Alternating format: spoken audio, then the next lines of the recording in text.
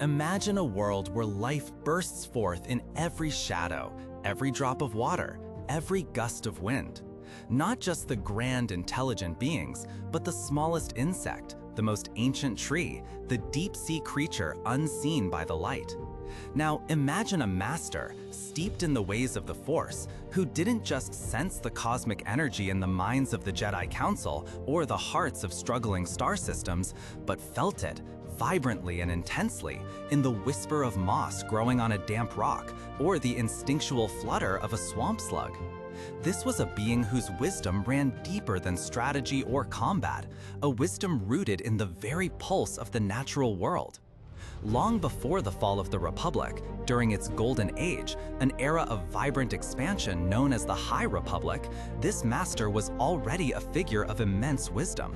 But what set him apart wasn't just his mastery of the lightsaber or his profound understanding of ancient texts. It was his unparalleled empathy, a connection that transcended species, reaching even the most unassuming creatures. He formed a most unusual bond with a hapabore, a creature often seen as nothing more than a beast of burden or a source of sustenance. For him, this hapabore was a sentient being in its own right, a creature with a soul and a place in the Force. Picture them together, the diminutive master, perhaps perched comfortably on the creature's broad pack, not riding it in command, but seemingly in quiet communion. He would speak to it, not with commands, but with a gentle cadence, understanding its rumbling responses, its shifts in posture, its nuanced size. It wasn't about training or control, it was about shared existence, about acknowledging the inherent dignity and worth of a life form often overlooked. This relationship was a testament to his belief that the Force flowed through all living things, not just those with complex language or advanced civilizations. Every rustle of leaves, every buzzing insect, every root pushing through the soil carried the same sacred spark. His empathy wasn't limited by intellect or form, it was boundless, a truly universal embrace. This tender affection for a simple farm animal painted a vivid picture of his profound respect for all life, showcasing a compassion that was both rare and deeply inspiring. Centuries later, exiled and in solitude, we find him on Dagobah. This planet, a tangled wilderness of dense flora and fauna, would be a hellscape for many. Its air is thick with mist, its swamps teeming with unseen dangers, its sounds a cacophony of alien calls. Yet for this master, it was home.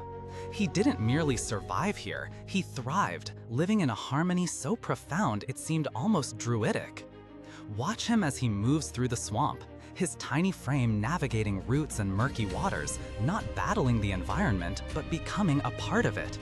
The biting insects, the lurking swamp creatures, the formidable Gundarks, they were not enemies to be vanquished, but fellow inhabitants, their life forces intertwined with his own. He understood the rhythm of Dagobah, the cycle of life and death that played out relentlessly around him. He didn't just tolerate the abundant life, he embraced it. He might be seen quietly observing a Sando aqua monster, not with fear, but with respect, sensing its ancient wisdom through the Force. He would cultivate his meager garden with a tenderness usually reserved for sentient companions, understanding the life force within each struggling seed. This coexistence wasn't just practical, it was deeply spiritual. It was the culmination of a lifetime dedicated to understanding that the Force is not just a power, but the very essence of existence, a unifying breath that connects every organism from the smallest microbe to the largest leviathan. He was not just a Jedi Master, he was a living embodiment of the Force's connection to the untamed, wild soul of the galaxy.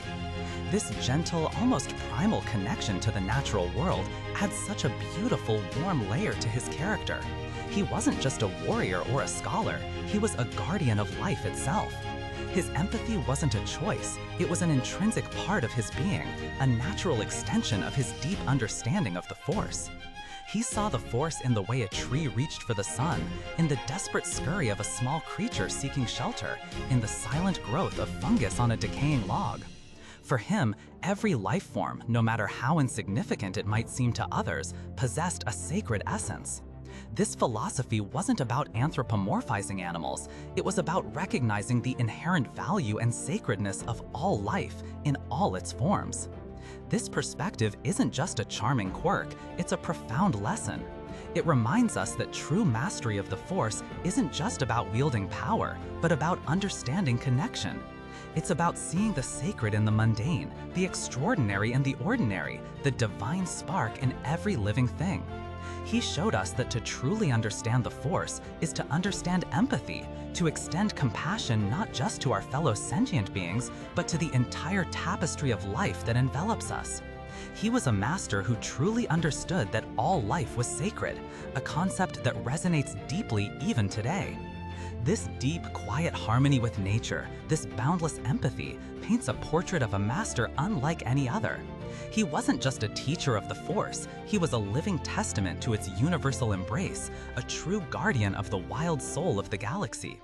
His gentle spirit reminds us that the greatest strength often lies in the deepest connection, and the most profound wisdom in the simplest acts of empathy. What are your thoughts on this unique perspective of the Force? Do you agree that true understanding lies in appreciating all forms of life? Share your reflections in the comments below. And if this journey into the Force's wild soul resonated with you, consider subscribing for more explorations into the fascinating galaxy far, far away. Until next time, may the Force be with you in all its wondrous forms.